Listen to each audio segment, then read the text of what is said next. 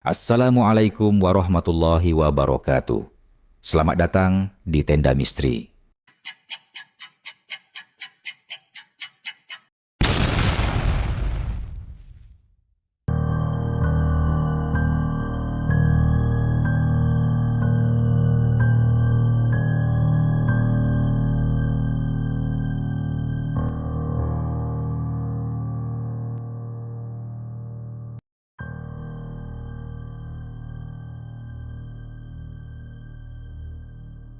Namaku Sarmidi, usia 53 tahun. Sudah hampir 25 tahun aku bekerja sebagai penggali kubur di sebuah desa kecil di Jawa Tengah. Di balik pekerjaan ini, aku menyimpan kisah yang sampai hari ini membuat bulu kuduku berdiri tiap kali teringat. Semuanya bermula pada malam Jumat Kliwon. Hari itu, aku mendapat kabar mendadak, ada seorang lelaki tua meninggal mendadak di ujung desa. Karena permintaan keluarga, pemakaman harus dilaksanakan malam itu juga. Padahal, adat di desa kami, pantang menguburkan orang pada malam Jumat Kliwon. Banyak yang percaya, malam itu dunia gaib lebih dekat ke dunia manusia. Tapi keluarga almarhum mendesak, karena bayaran yang cukup besar dan alasan kemanusiaan, aku pun terpaksa mengiyakan. Sekitar pukul 11 malam, aku bersama dua rekanku, Pardi dan Wawan, berangkat menuju makam. Angin malam terasa aneh, dingin dan berat. Bahkan pepohonan di sekitar makam seperti berbisik-bisik, padahal tidak ada angin. Kami mulai menggali. Baru setengah jalan, cangkul Pardi membentur sesuatu keras di tanah. Kupikir batu, tapi saat kami gali lebih dalam, kami menemukan sebuah peti kayu tua, sudah lapuk. Di desa kami, kuburan tua yang tidak dikenal biasanya tidak diganggu. Tapi malam itu, entah kenapa, Wawan dengan sembrono membuka paksa peti itu. Isi peti membuat kami terbelalak, kerangka manusia dengan kain kafan masih membalut sebagian tubuhnya. Tapi yang lebih membuat kami gemetar, mulut tengkorak itu seperti menganga lebar, seolah sedang menjerit. Pardi menutup peti itu cepat-cepat. Kami sepakat menggali lubang di tempat lain, beberapa meter dari sana. Saat prosesi pemakaman berlangsung, suasana makin mencekam. Aku melihat sesuatu yang tidak bisa dijelaskan. Di sela-sela pohon beringin tua di sudut makam, aku melihat sesosok bayangan hitam, tinggi, berambut panjang, mengintai ke arah kami. Saat aku menoleh, bayangan itu menghilang. Setelah jenazah dimakamkan, para pelayat segera pulang. Hanya aku dan dua rekanku yang tinggal untuk merapikan makam. Tiba-tiba, Wawan jatuh tersungkur sambil memegangi kakinya. Ketika kami menolongnya, kami melihat ada jejak tangan hitam legam mencengkeram pergelangan kakinya, meninggalkan lebam seperti bekas terbakar. Aku dan Pardi panik, segera menggotong Wawan untuk keluar dari area makam. Tapi langkah kami terasa berat. Seperti ada puluhan tangan tak terlihat yang menarik-narik kami agar tetap tinggal. Malam itu, kami bertiga mengalami mimpi buruk. Dalam mimpiku, aku melihat makam tua yang kami temukan, dan si tengkorak itu berdiri, berjalan ke arahku sambil menunjuk wajahku. Suaranya parau, berkata, "Kau telah membangunkanku, kau harus menggantikanku." Aku terbangun dalam keringat dingin. Napasku tersengal. Keesokan harinya, Wawan jatuh sakit. Tubuhnya kurus kering dalam waktu singkat, seperti dikuras sesuatu dari dalam. Tak peduli berapa banyak dia makan atau minum, tubuhnya tetap mengecil. Wajahnya pucat, matanya cekung dalam. Seminggu kemudian, Wawan meninggal dunia.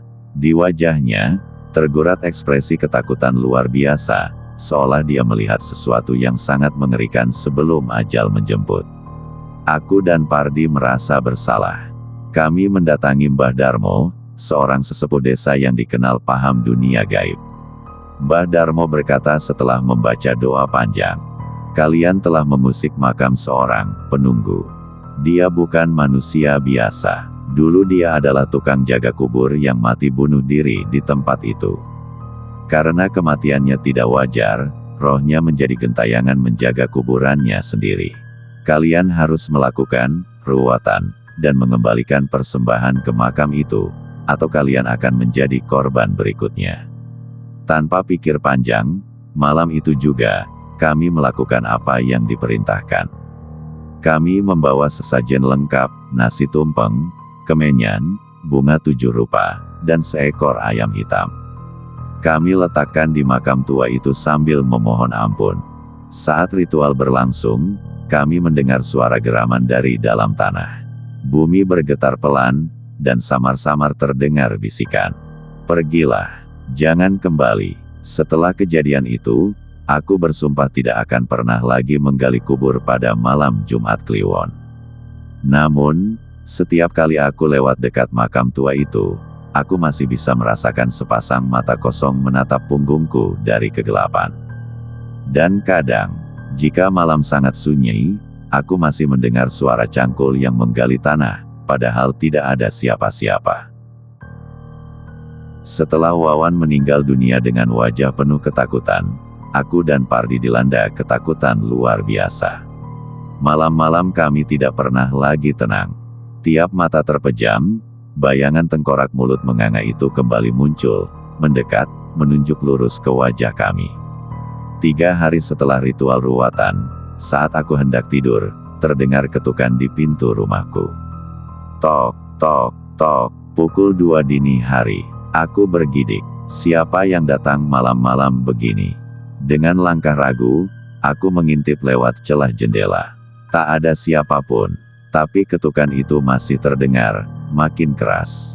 Tok, tok, tok. Akhirnya, dengan hati-hati, aku membuka pintu. Kosong.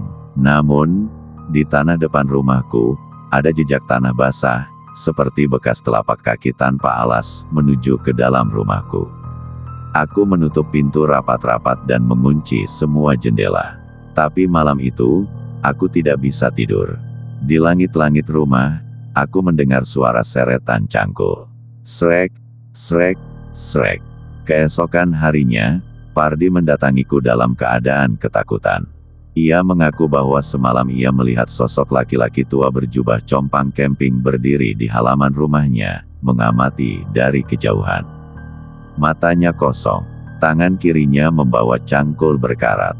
Lebih besar dari, "Mit, aku gak tahan lagi. Mit," kata Pardi dengan suara bergetar. "Kita harus cari tahu, siapa dia sebenarnya." Aku mengangguk. Aku tahu, tidak mungkin ini berakhir hanya dengan sesajen. Bersama Pardi, kami menemui Mbah Darmo lagi. Di rumahnya yang remang-remang, Mbah Darmo telah menunggu, seakan tahu kami akan datang. "Lebih besar dari, kalian telah membangunkan dia. Sosok itu namanya Kiai Sumarto," ujar Mbah Darmo pelan. "Lebih besar dari, dulu, puluhan tahun lalu, sebelum zaman kalian lahir, dia adalah tukang gali kubur juga. Tapi dia terobsesi dengan ilmu hitam. Dia percaya jika dia bisa mengubur 100 orang dalam 1 tahun, dia bisa hidup abadi." Aku dan Pardi saling berpandangan ngeri. "Lebih besar dari, tapi saat kuburannya hampir penuh," lanjut Mbah Darmo, "dia bunuh diri di tengah makam, di dalam peti yang ia gali sendiri. Dia mengutuk siapapun yang mengusik ketenangannya." Aku merinding mendengarnya. "Lebih besar dari, lalu kenapa kami masih diteror? Padahal sudah ruwatan, Mbah?" tanyaku dengan suara hampir berbisik. Mbah Darmo menatap tajam. "Lebih besar dari, karena kalian telah membuka jalannya kembali. Sekali jalan itu terbuka, dia tidak hanya mengincar kalian, tapi siapa saja yang lewat di makam itu saat malam Jumat Kliwon. Mbah Darmo memberi kami 1 jalan terakhir. Melakukan ritual penutupan gerbang. Tapi syaratnya mengerikan, harus ada yang berani bermalam di kuburan tua itu, tepat di atas peti mati Kiai Sumarto, sampai ayam berkokok."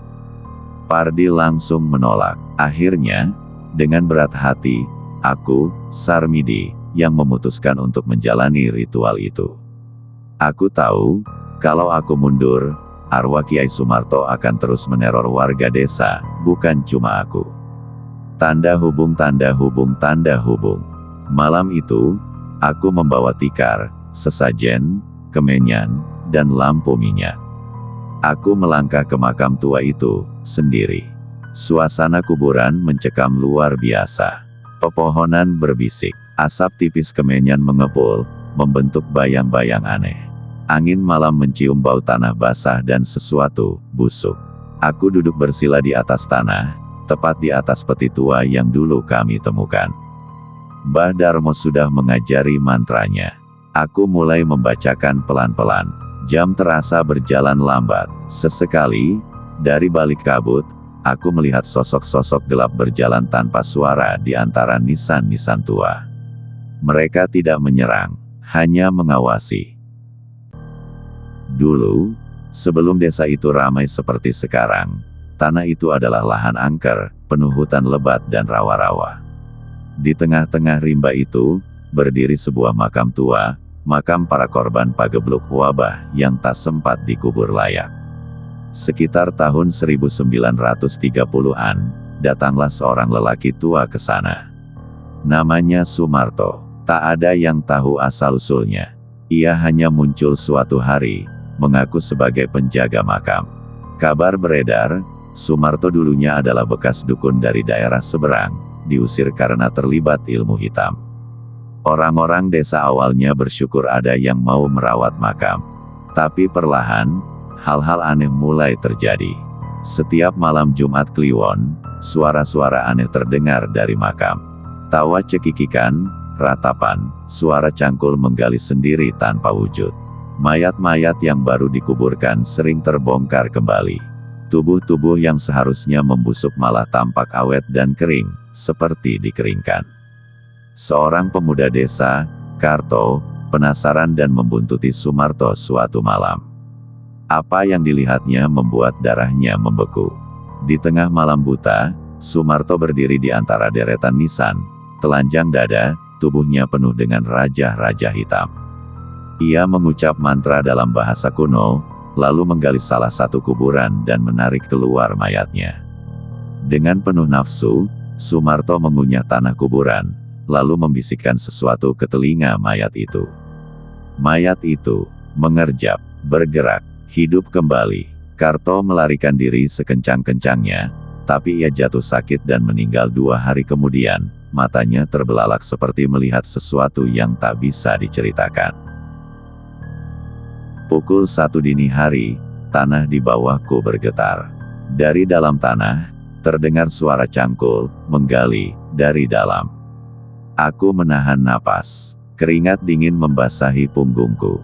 Tiba-tiba, tanah di depanku membelah perlahan. Keluar dari dalamnya, sosok Kiai Sumarto. Tubuhnya keriput, kulitnya menghitam seperti arang, matanya kosong, mulutnya menyeringai membusuk. Ia menatapku, dan berjalan mendekat. Lebih besar dari, kau pengganti, suaranya serak, seolah dari kedalaman bumi. Aku ingin kabur, tapi kakiku kaku. Aku terus membaca mantra, meski suaraku bergetar. Semakin dekat dia, semakin berat tubuhku, seperti diseret ke dalam tanah. Saat jarak tinggal 1 meter, ayam berkokok. Seketika itu juga, sosok itu menghilang dalam ledakan asap hitam yang pekat dan bau amis menusuk. Aku terlempar ke belakang, pingsan. Tanda hubung, tanda hubung, tanda hubung. Aku sadar saat fajar menyingsing. Pardi dan beberapa warga sudah menunggu di pinggir kuburan. Mereka menarikku keluar. Tubuhku kotor, tapi aku masih hidup. Sejak malam itu, makam tua itu dipagari dan dikeramatkan. Tak ada lagi yang berani lewat sana, apalagi menggali di sekitarnya. Dan aku berhenti jadi tukang gali kubur. Sampai hari ini, kalau lewat dekat area itu, aku masih kadang-kadang mendengar suara cangkul dari dalam tanah.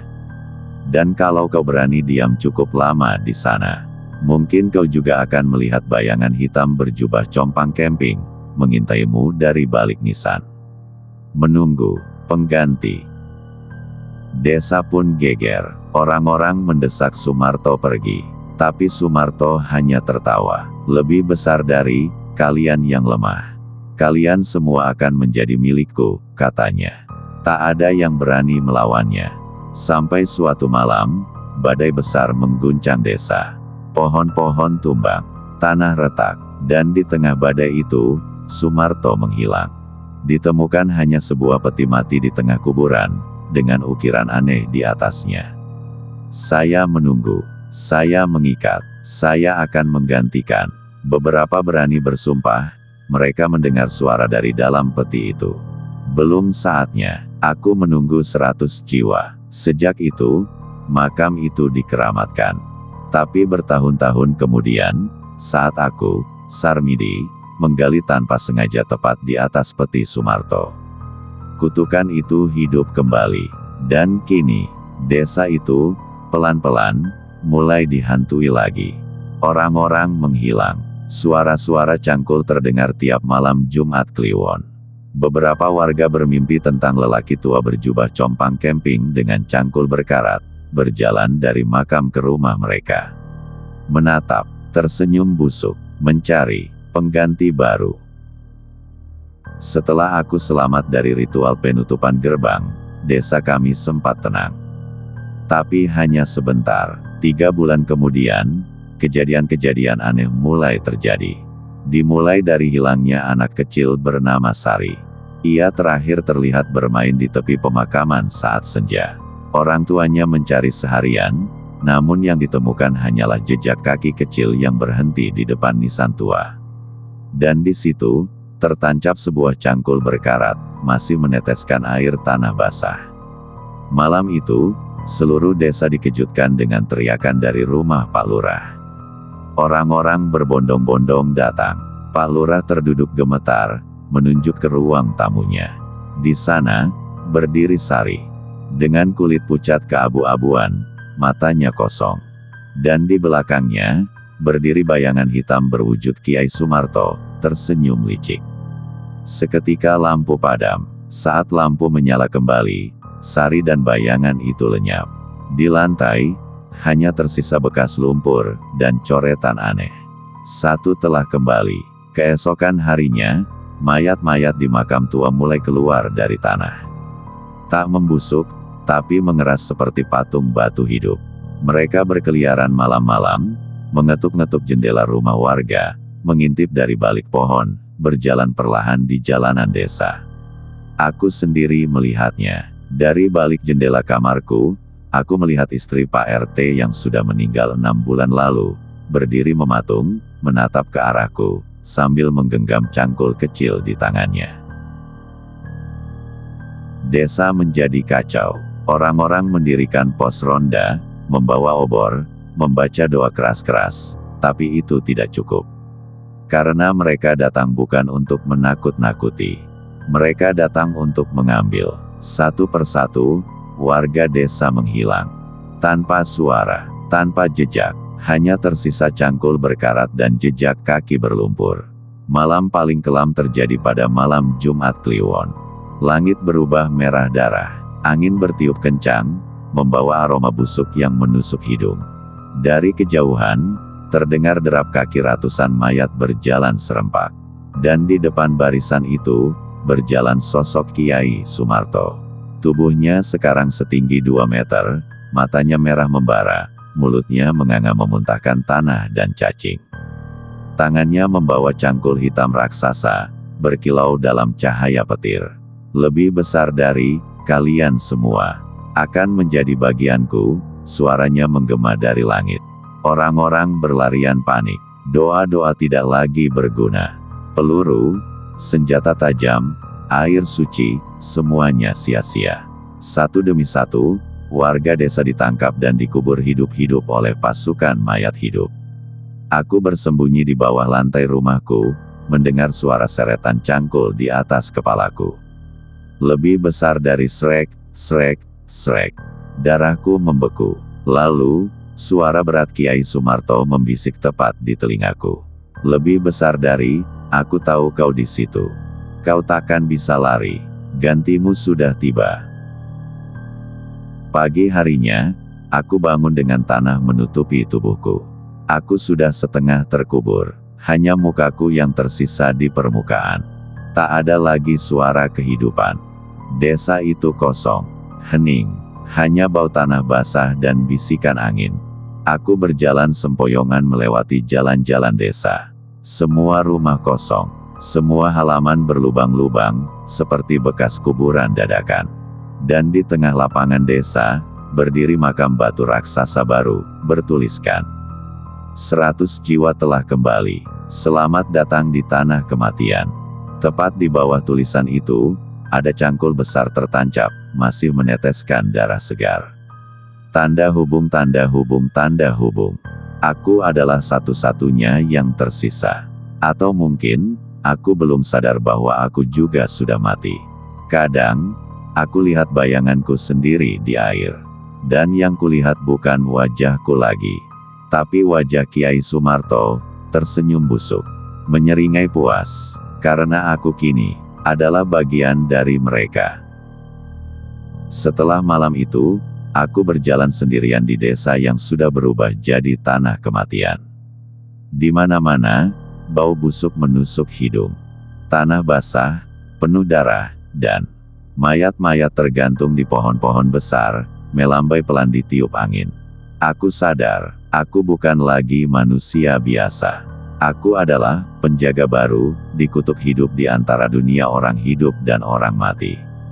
Setiap malam, suara-suara dari kuburan memanggilku. Suara Pak Lurah, suara anak kecil, suara wanita tua, semua merintih, memanggil, memohon. Lebih besar dari, bebaskan kami. Kuburkan kami kembali. Tolong, jangan biarkan dia membangkitkan kami. Tapi aku tak bisa menolong mereka, karena Kiai Sumarto kini bersemayam dalam tubuhku. Tanda hubung, tanda hubung, tanda hubung. Malam berikutnya, langit tidak lagi hitam, tapi merah darah. Awan-awan menggulung, membentuk wajah-wajah tersiksa. Dari ujung desa, suara gendang kematian ditabuh. Dum, dum, dum. Tanah berguncang, nisan-nisan retak dan pecah. Dari bawah tanah, muncul ratusan makhluk. Mayat-mayat yang tubuhnya membusuk, berlumuran tanah dan belatung. Matanya kosong, kulitnya terkelupas seperti lumpur beku. Mereka berjalan tanpa suara, menuju ke tengah desa, membentuk lingkaran besar, mengelilingi tugu kematian, tempat di mana cangkul Kiai Sumarto tertancap.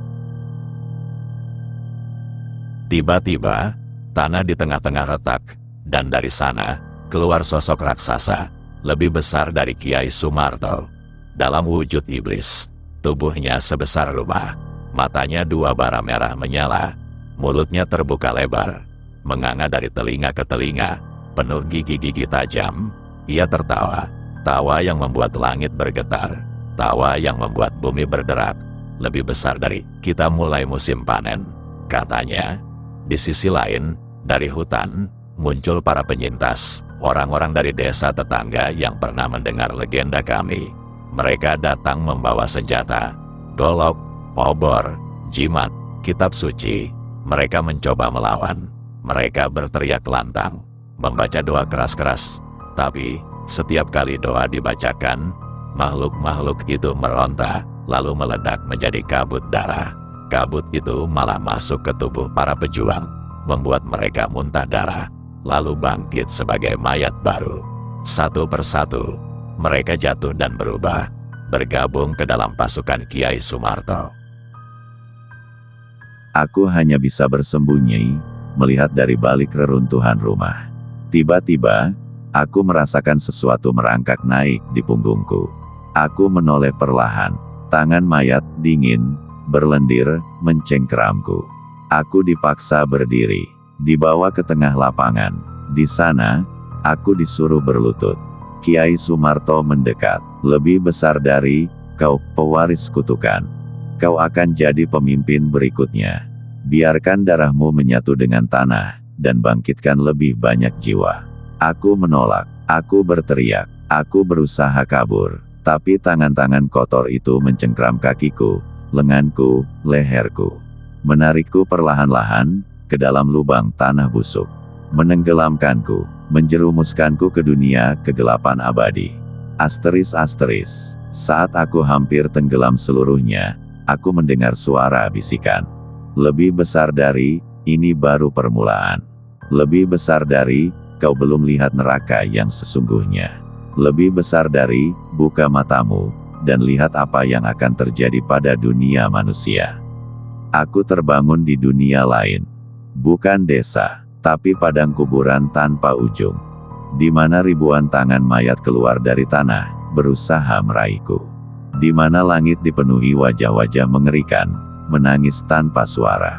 Di mana di kejauhan, berdiri istana kuburan, terbuat dari tulang belulang manusia, tempat Kiai Sumarto bertahta sebagai Raja Kematian. Dan aku kini adalah pelayan setianya. Tanpa bisa melawan, menyambut siapa saja yang tersesat ke tanah terkutuk ini. Untuk tidak pernah kembali. Di dunia kematian itu, aku menjadi budak Kiai Sumarto. Setiap malam, aku disuruh membuka gerbang baru. Menghubungkan dunia orang hidup dengan dunia mayat. Aku melihat bumi dari kejauhan.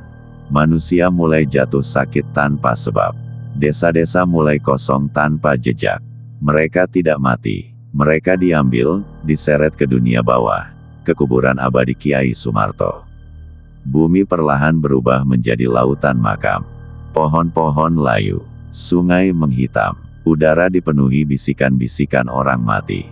Asteris-asteris. Suatu malam, Kiai Sumarto memanggilku. Ia duduk di atas singgasana dari tulang belulang. Matanya merah membara. Lebih besar dari, sudah saatnya, pewarisku. Kita akhiri segalanya. Ia mengulurkan cangkul hitam besarnya kepadaku. Lebih besar dari, dengan ini, kau akan memecah batas dunia. Semua manusia akan masuk ke dalam kekekalan. Aku menolak, aku masih punya sisa-sisa hati. Tapi ia tertawa keras. Lebih besar dari, kau pikir kau masih manusia. Ia menunjuk ke arahku. Aku menunduk, tanganku penuh belatung. Dagingku mulai menghitam dan mengelupas. Mataku memantulkan wajah Sumarto. Aku telah menjadi makhluk setengah mayat. Tiba-tiba, dari jauh, kulihat cahaya terang mendekat. Pasukan manusia terakhir.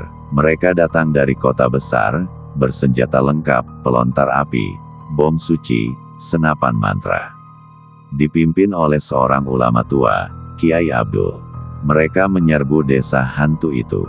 Mereka berteriak lantang, mengusir kegelapan. Pertempuran dimulai. Mayat-mayat berhamburan. Peluru-peluru suci meledakkan tubuh busuk jadi kepingan daging. Tanah bergetar, langit bergemuruh. Aku berdiri di tengah medan perang. Aku harus memilih, membantu manusia, atau tetap menjadi budak neraka. Asteris-asteris. Kiai Abdul melihatku. Dari kejauhan, ia berteriak. Lebih besar dari, anak muda. Kau masih bisa kembali. Lawan dia. Aku menggigil. Suara-suara di kepalaku berteriak. Memanggilku untuk tetap setia pada Sumarto. Tapi, di dalam lubuk hatiku, aku masih mendengar suara ibuku. Doa yang dulu ia bisikkan sebelum tidur. Itu memberiku kekuatan. Aku mengangkat cangkul hitam itu. Dan, sambil berteriak sekuat tenaga, aku menikamkan cangkul itu ke tanah. Tanah bergetar hebat, pecah. Ledakan cahaya putih menyilaukan segalanya. Suara jeritan 1000 arwah memenuhi udara. Kiai Sumarto mengaum, tubuhnya membakar dari dalam, retak, hancur jadi abu. Mayat-mayat runtuh satu persatu, tubuh mereka menguap jadi debu. Langit kembali biru, bumi perlahan bernapas lagi. Aku terjatuh, tubuhku setengah membusuk, nafasku berat. Kiai Abdul mendekat, berlutut di sampingku. Lebih besar dari, kau telah menebus segalanya, nak, katanya. Lebih besar dari, tapi kau tak akan kembali menjadi manusia. Aku hanya tersenyum lemah. Lebih besar dari, tak apa. Asal mereka selamat. Perlahan mataku tertutup. Dunia menjadi gelap. Kupikir semuanya selesai. Tapi, saat aku membuka mata, aku tidak berada di surga. bukan juga di bumi. Aku berdiri di tengah padang nisan tanpa ujung lagi. Langit kelam, angin dingin, dan di depan sana, berdiri sosok kecil, Sari, anak kecil yang dulu hilang. Ia tersenyum, matanya kosong, lebih besar dari, kita belum selesai, Kak. Di belakangnya, ribuan mayat kecil bermunculan dari tanah. Tersenyum, menyeret cangkul kecil masing-masing. Aku ingin berlari, tapi kakiku tak bisa bergerak.